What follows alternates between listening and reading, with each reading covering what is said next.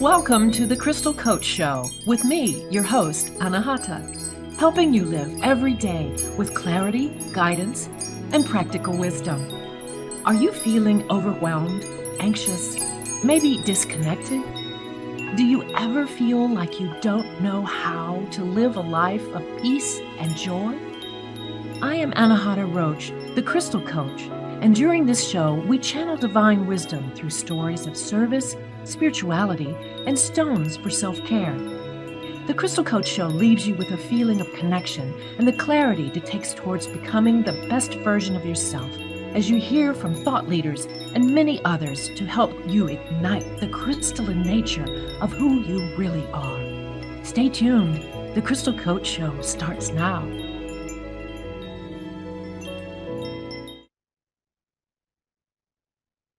Hello, and welcome to the Crystal Coach Show.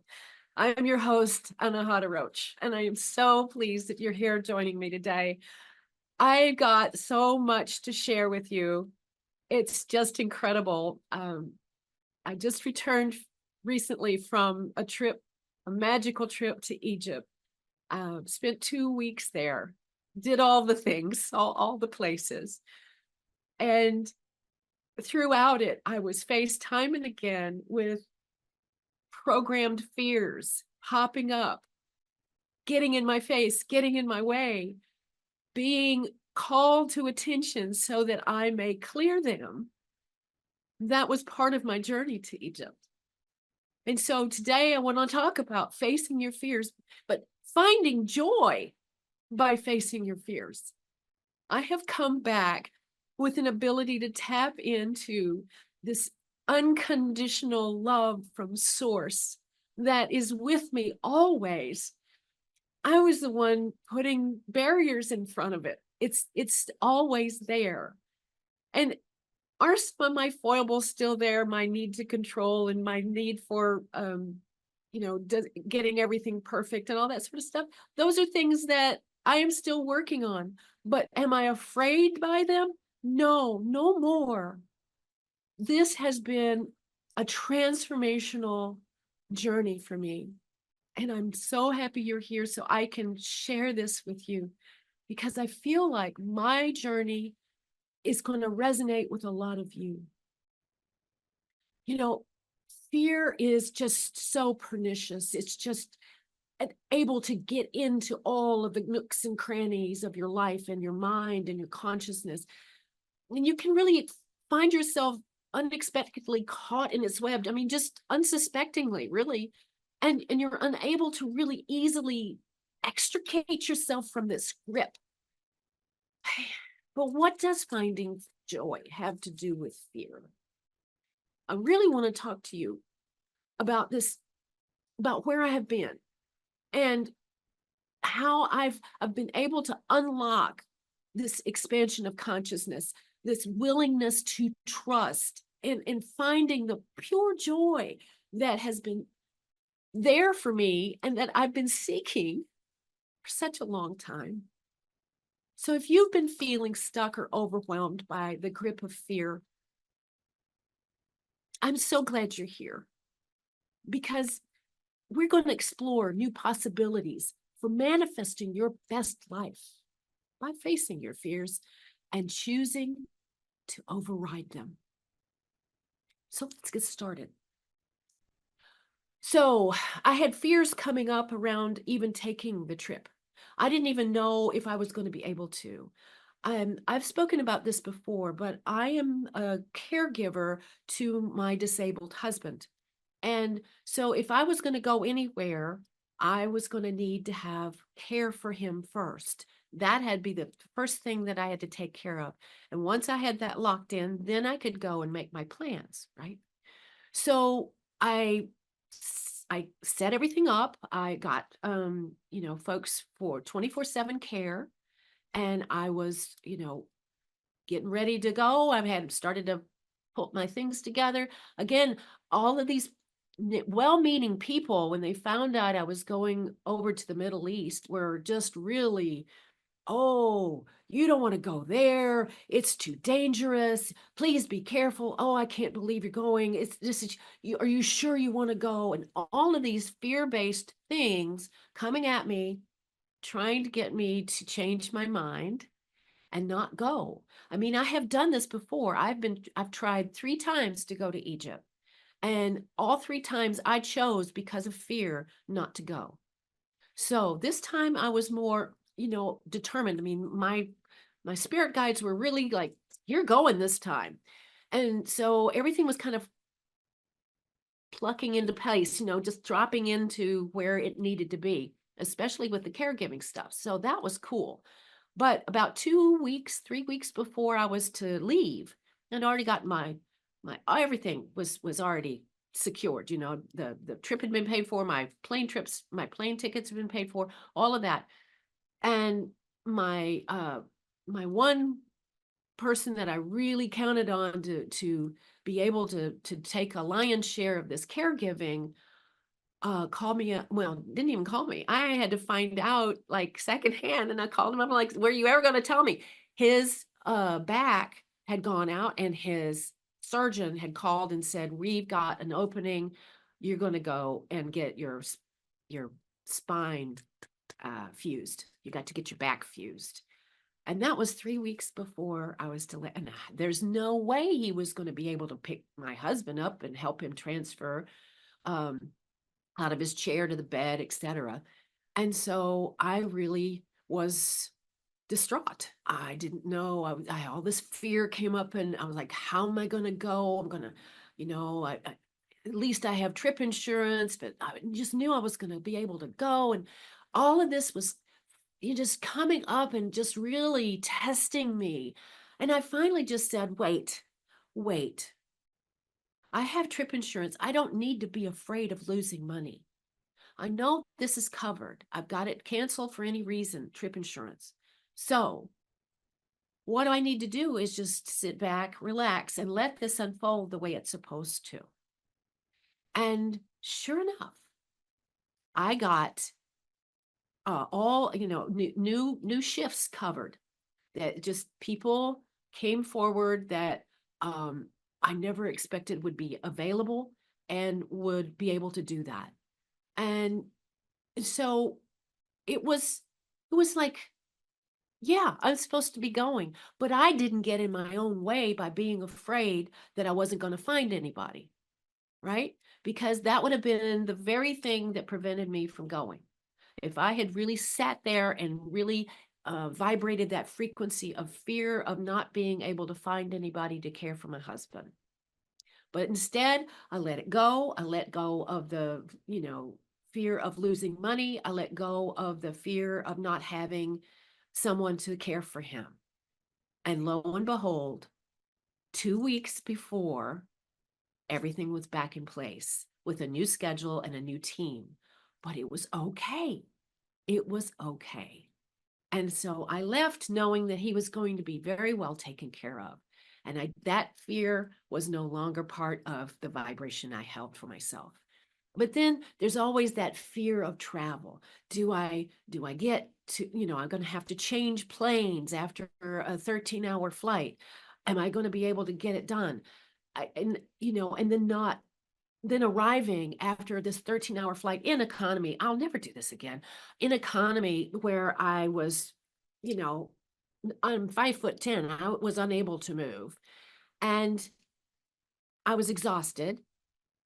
It wasn't like the plane pulled up to the terminal and we walked out of into the terminal. No. We landed on the tarmac, had to go downstairs, get on a bus, and travel, 15, 20 minutes to the terminal. I had 1 hour between my flight and when the flight that I was going to be on, that I was connecting to, was taking off. So I was so panicked that I was looking at my boarding pass, which I had gotten. I got both boarding passes when I checked in the States. So I was looking at my boarding pass and mistaking my seat number for the gate number. And so I'm running through an unfamiliar, huge airport with, with an idea that I need to look for this specific gate number. And that gate number, I found out later, didn't exist. And what happened is I panicked so much, I ran right past the person that had all the connecting flight information. When I got out of the bus and into the terminal, I went right past that person. I remember because I noticed there was a part of me that noticed out of the side of my eye that there were people standing around this person had this big manifest and was looking at stuff. So there it was, but my fear pushed me forward. I daggum near missed that flight because of that, because I went all the way down the wrong way. I passed the gate I was supposed to be on.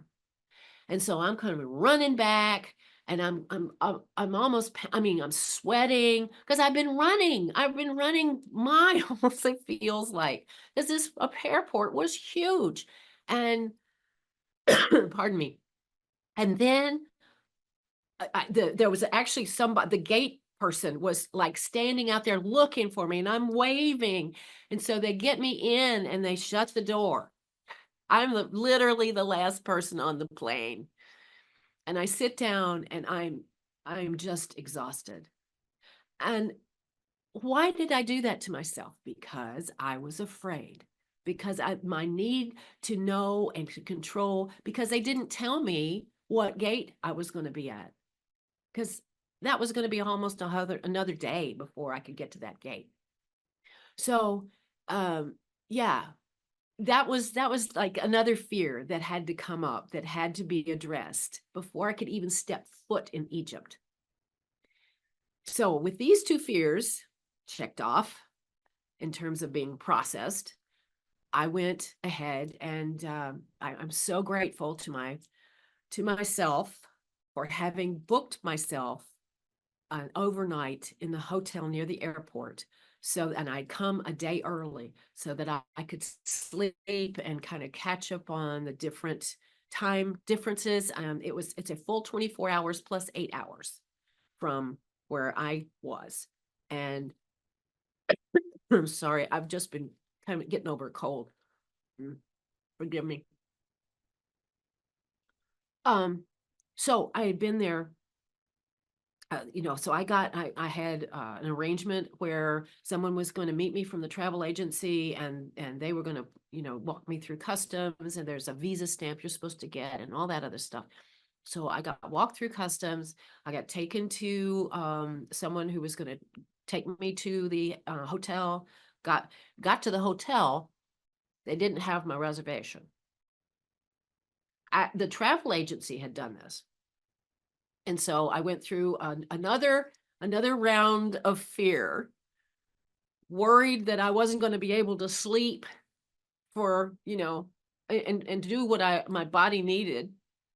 And I was so upset. Why did I let myself get upset? I did. About 30 minutes later, it got resolved. I had a room and, all is well. So then the next day was the first day of the tour. But again, being early, having come in early, there was one other person that had come in early, and there was like a meeting spot that we were all supposed to be at, those of us that were early. And so my driver arrived to take me to that meeting spot. And again, the whole thing about where the heck are we going? I didn't know, and it was in the city. And Cairo is, if you've never been to Cairo, the roads are 10x Rome. Okay, the traffic is control chaos is the best way I can say. It's just control chaos. There's no respect for the lanes. Everybody's kind of weaving in and out, and I didn't see any accidents. I saw near misses, I don't know, 1,000 times, but I never saw any accidents.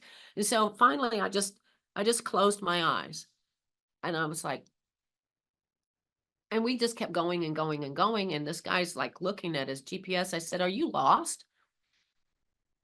He said, "No, no, no, no, no." Okay. Well, at any rate, And then I was afraid we would never get there. And the whole shmang. So here's fear, fear, fear, fear, fear, fear, just smacking me in the face and in the head time and time and time again. But I wasn't done. I'm going to take a quick break so I can finish this lozenge, and I will come back and I'll tell you like what happened the very first day of the tour. Well, no, it's not. That day we took a flight to Luxor, and then the next day was the very first day of the tour. But anyway, let's take a quick break and I'll be right back.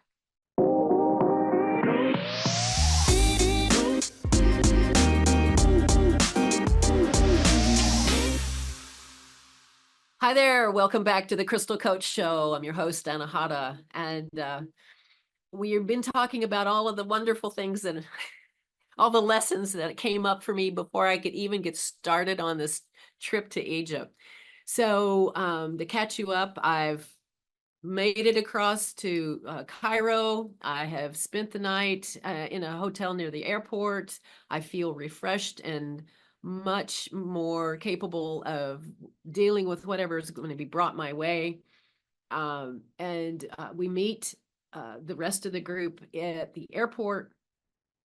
And we as a group go to this go to check in for our flight to Luxor, from Cairo to Luxor, and it's already like 30 minutes before the flight's supposed to leave, and I'm like, people, why are we like waiting? This, again, my type A, I need to control, I need to know kind of personality was getting triggered. And I mean, we were running around trying to find the silly gate, and it was like tucked in and turned around. And I'm like, you had to go down some stairs and around the corner, and there it was, but it wasn't immediately visible. And then we were going through, and then when we got there, there were people getting their luggage scanned, going through, and nobody seemed like they were in a big hurry, and it was almost time for the flight to leave.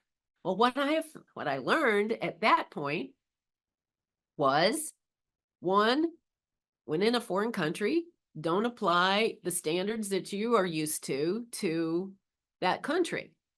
And two, when you are in Egypt, you're on Egypt time.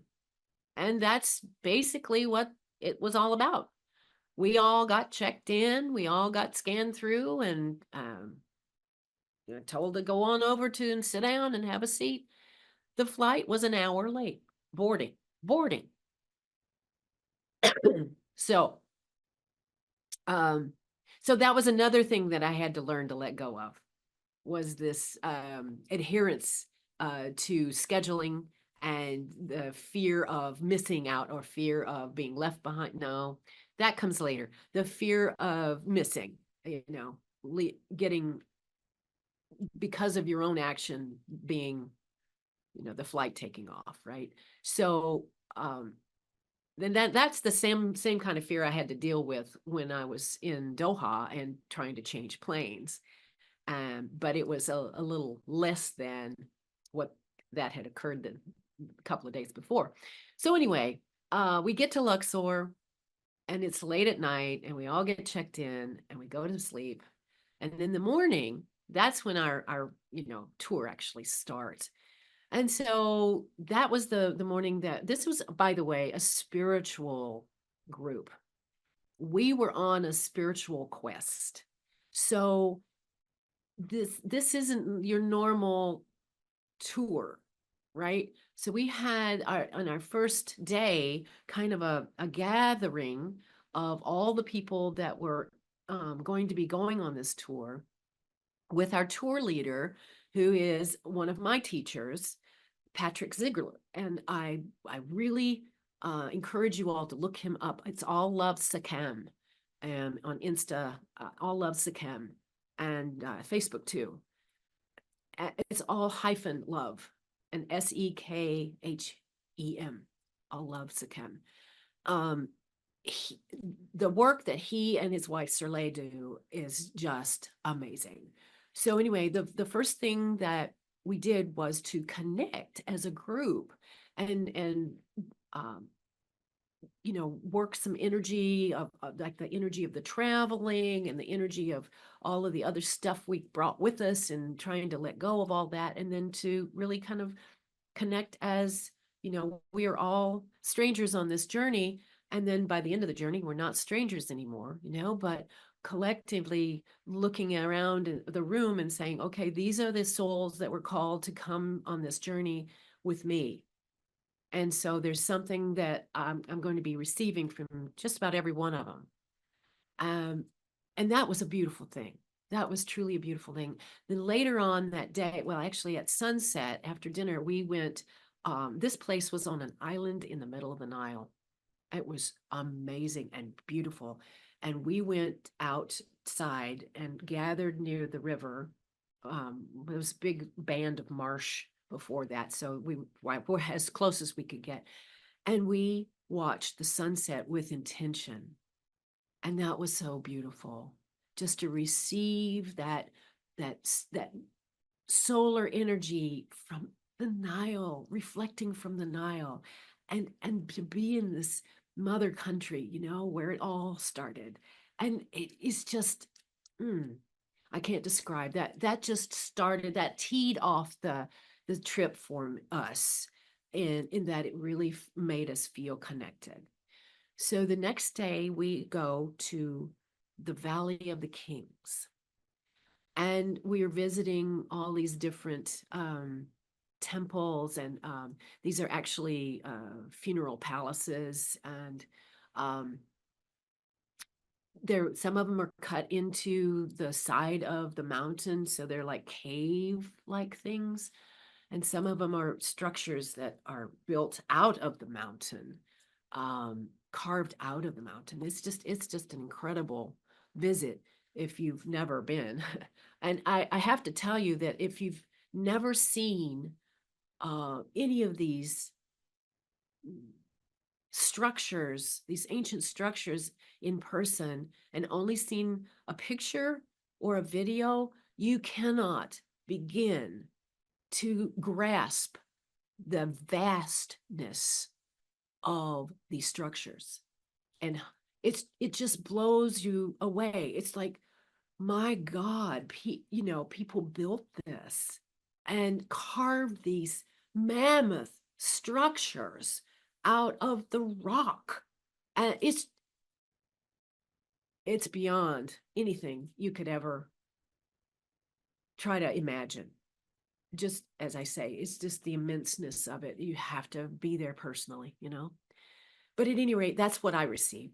Then we were going, um, the thing that I wanted to tell you, the funny story, was when we first got to the Valley of the Kings, there's an entrance point, and then you have to like take these little shuttle things. Excuse me, I'm so sorry. Shuttle things to the point where there's so many that you can choose to go through, right? And so I didn't know which one we were going to go to first. And they said, this is the only bathroom in this structure. So if you need to go, or you think you need to go, you better go now. And I wasn't going to go, but then I decided at the last minute, well, maybe I should. So apparently I was the last person to come out of the bathroom, and nobody missed me. And the group had completely gone. There was nobody in sight. There was no one. I'm like, where did everybody go? And I'm looking around, and there were some people down this way, and I was walking this way, and there's somebody looked at me and said, "Are you getting ready to leave?" And I said, "No, I just got here." They said, "Go back that way." Okay. So all this while I'm panicking. I mean, this panic is building up inside of me to it on a point where I was just like, I was almost in tears. And my face should have, I guess I've got I can't play poker well. My face just shows all my emotion. And so this one kind woman came up to me, and she said, "What's wrong?" And I said, "I've lost my group." And she said, will you come in with us? Just come on and ride over where she wanted to know who my tour guide was. And I told her, and so she goes, I know this person. So I will find him. So I get on with her and I'm feeling a little better, but I'm still looking for my group, And we get off and she said, have you seen anybody yet? And I said, no, I'm still looking. And so I just kept walking and I finally found him and I walked up to him and I said, how could you leave me? How could you miss this 5'2" white woman? Wow, with white hair. How could you do that?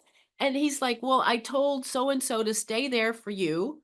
Um, but apparently so-and-so didn't do that. So uh, anyway, what happened was the fear came.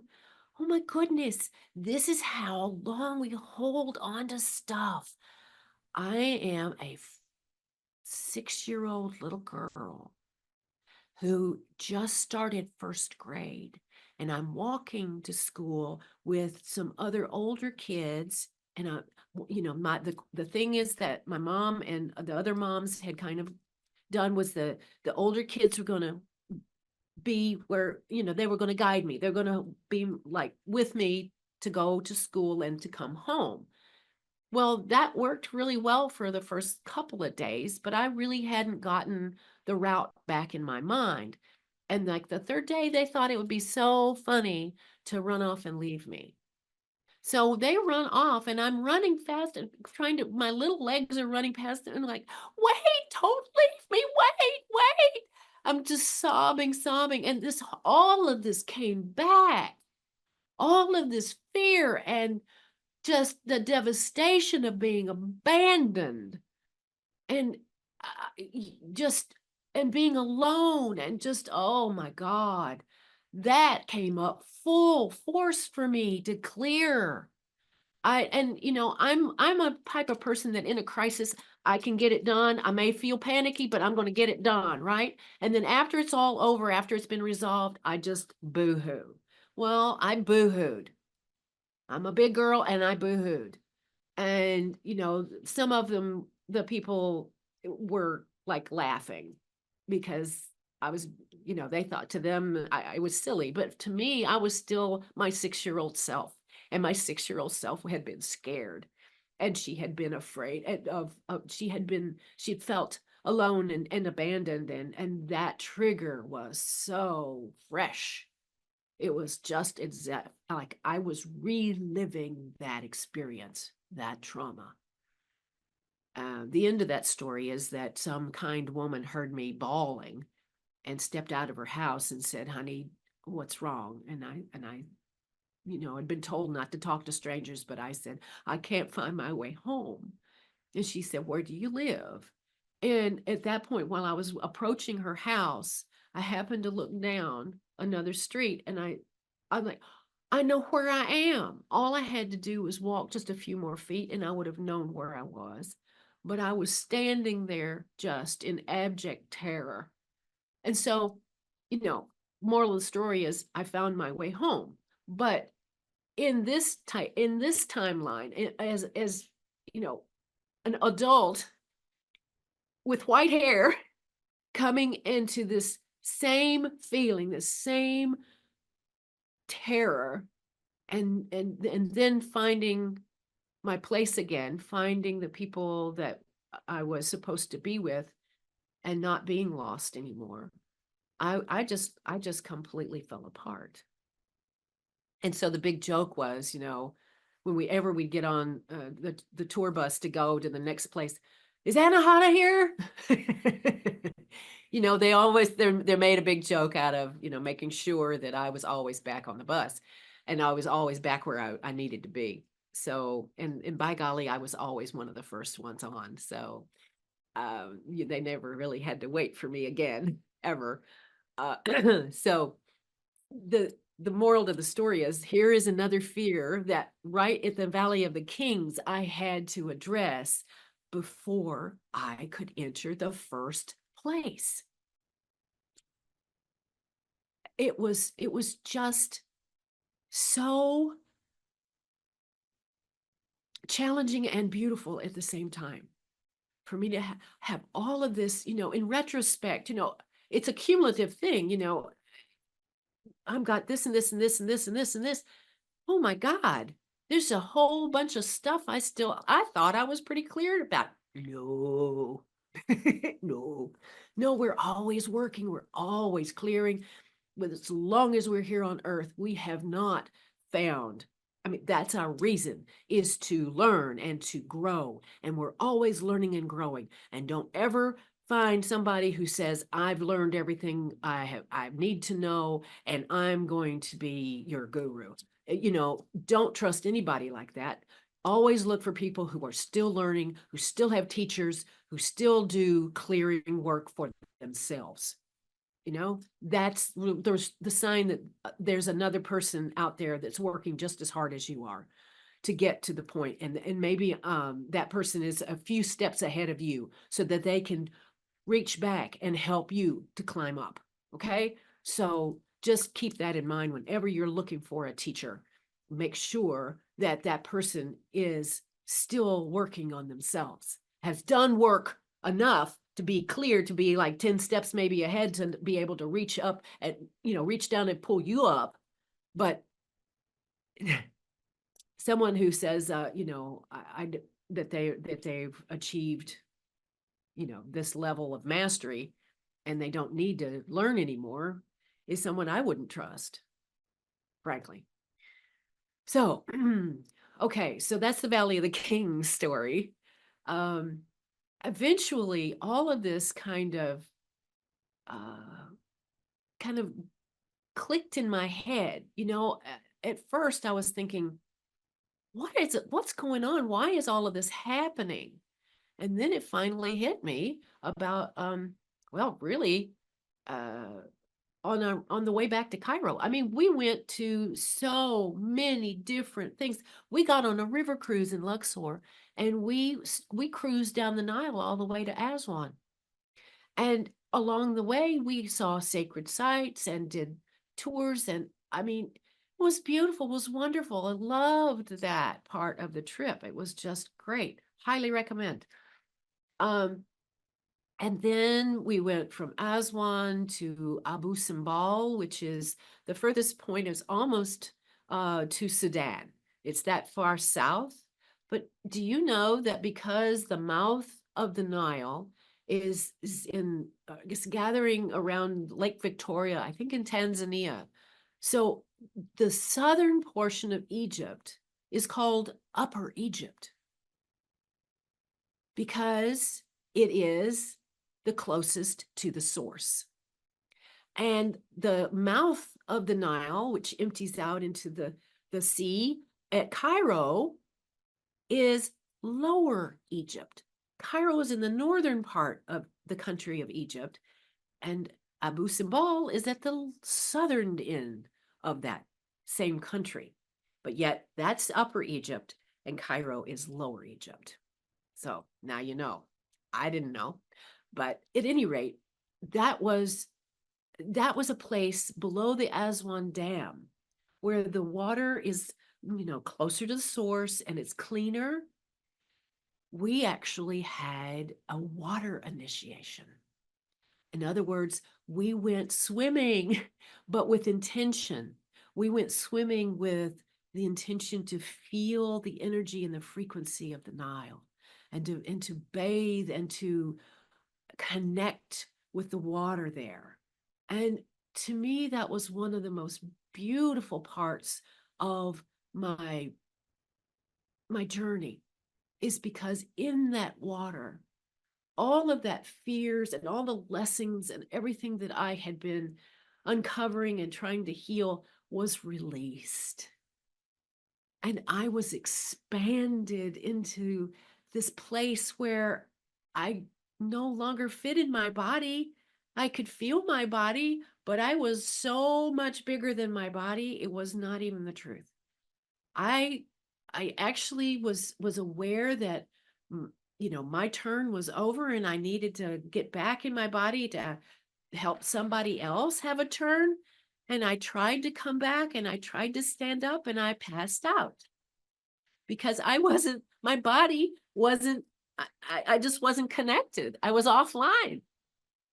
And it took a while because there was so much to let go. But oh my goodness, the Nile, the waters are so healing, so beautiful, so accepting, and just washed all of that stuff that I had been carrying away.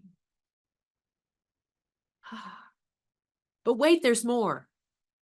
I'm going to take another quick break. And when we come back, I'll give you the rest of the story. Stay tuned. Come back.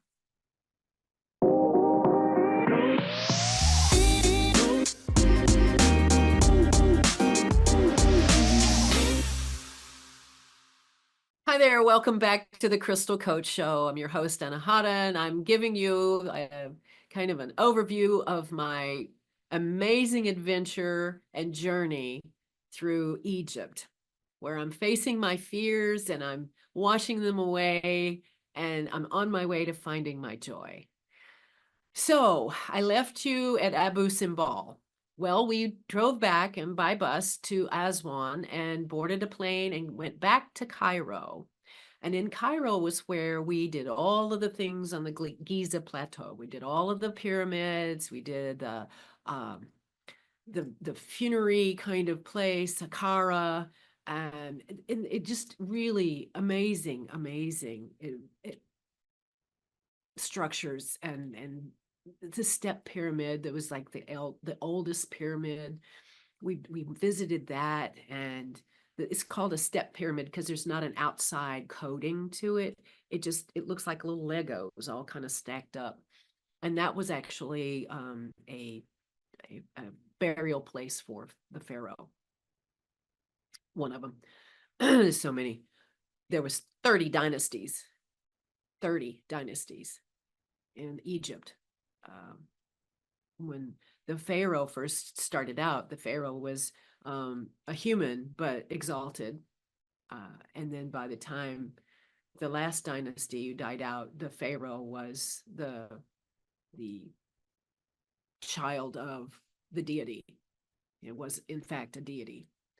So it's an interesting evolution. We had an amazing Egyptologist on our tour with us that would just give us just a wealth of information around the history.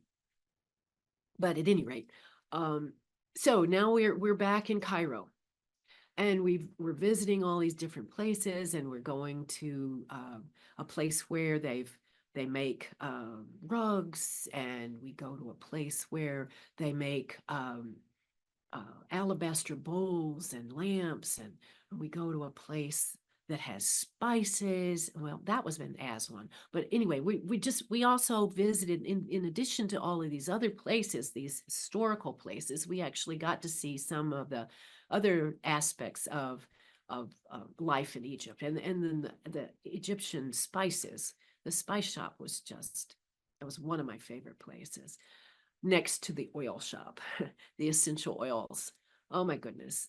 I literally had to buy an extra suitcase so that I could check it because I had bought so many oils and that was not going to fit in my carry-on. So anyway, so we'd done all of these things, but in Cairo, the thing that we were really looking forward to was the visit to the Great Pyramid. And it's just this enormous beast of a structure. And you have to kind of climb up the stones about a third of the way up to get into the entrance of it. And we went there twice in one day. We went in the morning. No, excuse me, within 2 days. No, was it the same day? Doesn't matter. We went there twice, once in the daytime and once at night. And the trip at night was a private tour. So there was no one else in the pyramid but our group for 2 hours. And that's really was the magic. But we went up kind of a practice, kind of get oriented to the pyramid itself, to inside and where the king's chamber was. And that involves climbing up a ladder that's tilted about like that, maybe even more. And in some cases, you have to like bend over, and the ceiling is very low. And in some places you can actually stand up and continue walking up the ladder. But it goes on for a couple of stories, maybe 3 stories up. And it's close in there. It's not humid, it's dry. It's like a dry sauna inside the pyramid, very dry. And so you're sweating because like all of the water in your body is being sucked out, and you're exerting, and by the time you get up to the king's chamber, you're really soaked. And anyway, we got up there, and there is this red granite sarcophagus in the back part of this huge chamber, which is, you could see all the way up to the top of the pyramid. So it's almost like the third section, the third triangle section of the pyramid itself. And so we're connecting, we're just getting the feel of the frequency of that place, which by the way was an initiation kind of chamber.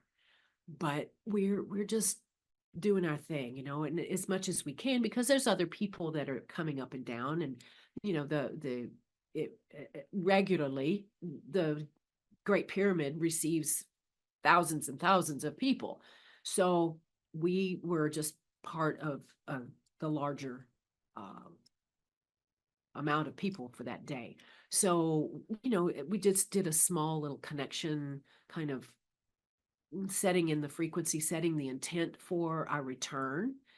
And when we came out of that experience, coming down, we came out outside, looking up, turning around and looking up, there was a rainbow around the sun, which is positioned directly over the Great Pyramid. And to the left, as you stood out looking, there was in the clouds a very thin pencil-like drawing of the Eye of Horus. I am serious, I have pictures. That wasn't a chemtrail.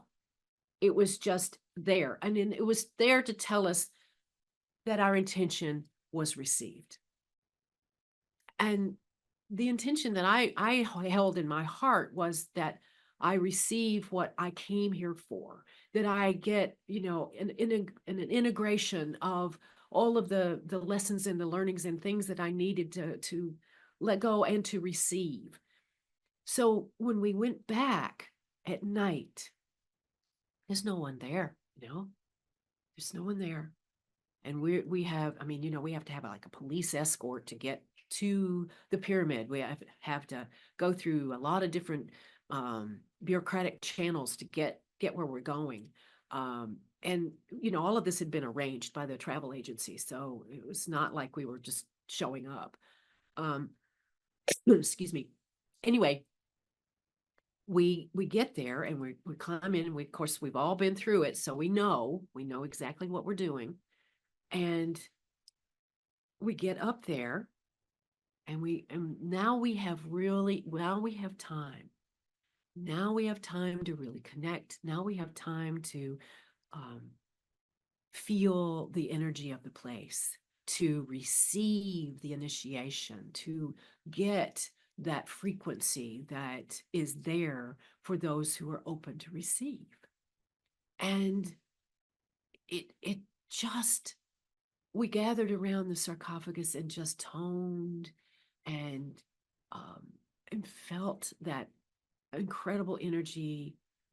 Each one of us had an opportunity to really get some one-on-one like attention, and it was just such a beautiful, beautiful experience. And for me, that was the transformation. That experience brought me the joy.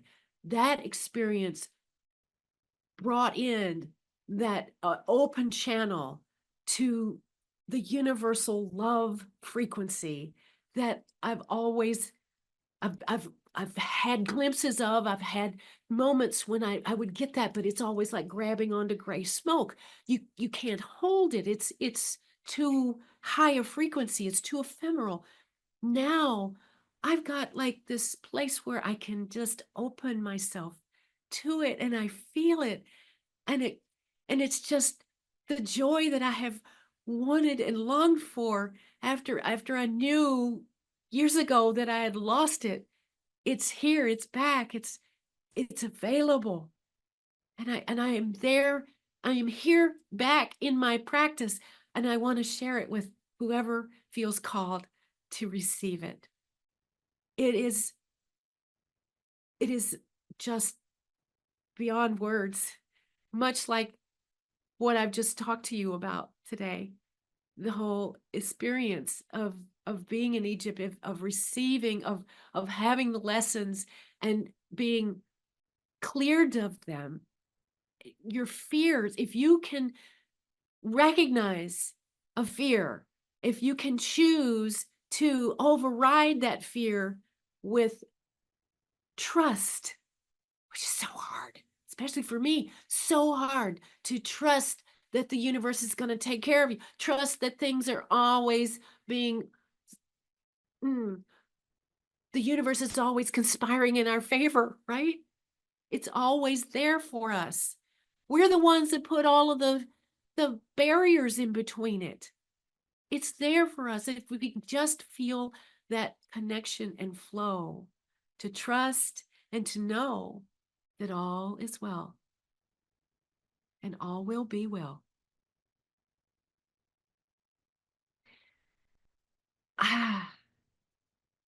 That's the end of my travel log, if you will, my experience adventure. I do have just a couple of stones that I think might be really helpful for you if you really want to open up.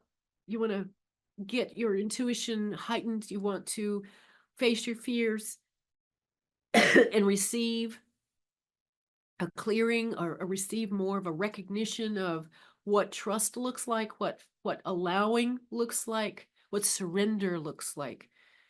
It's just really quick.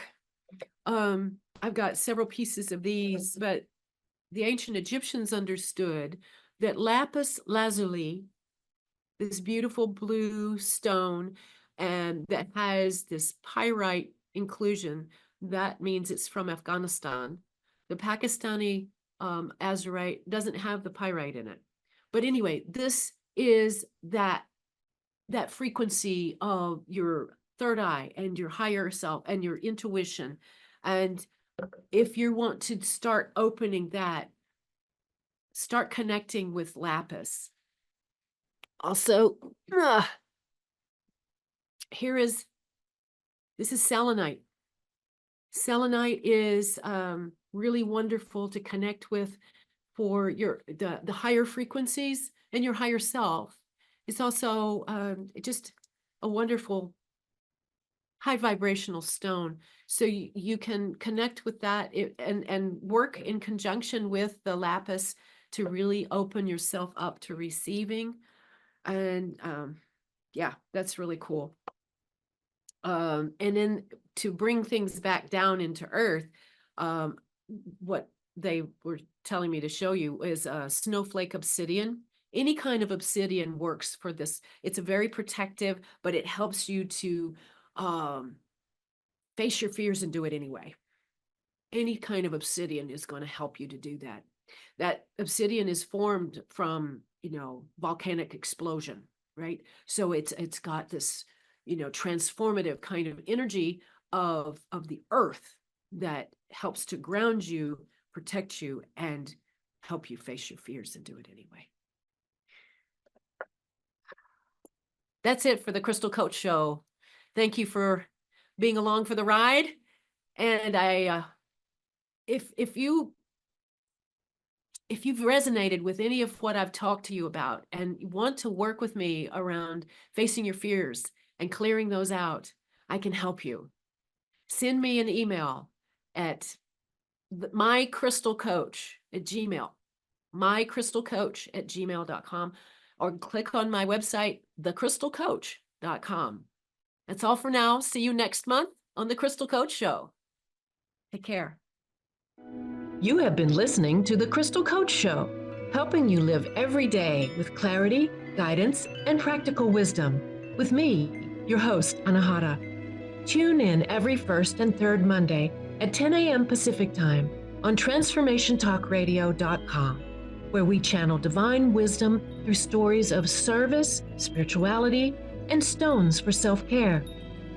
Feel connected and reside in the vibration of love on The Crystal Coach Show.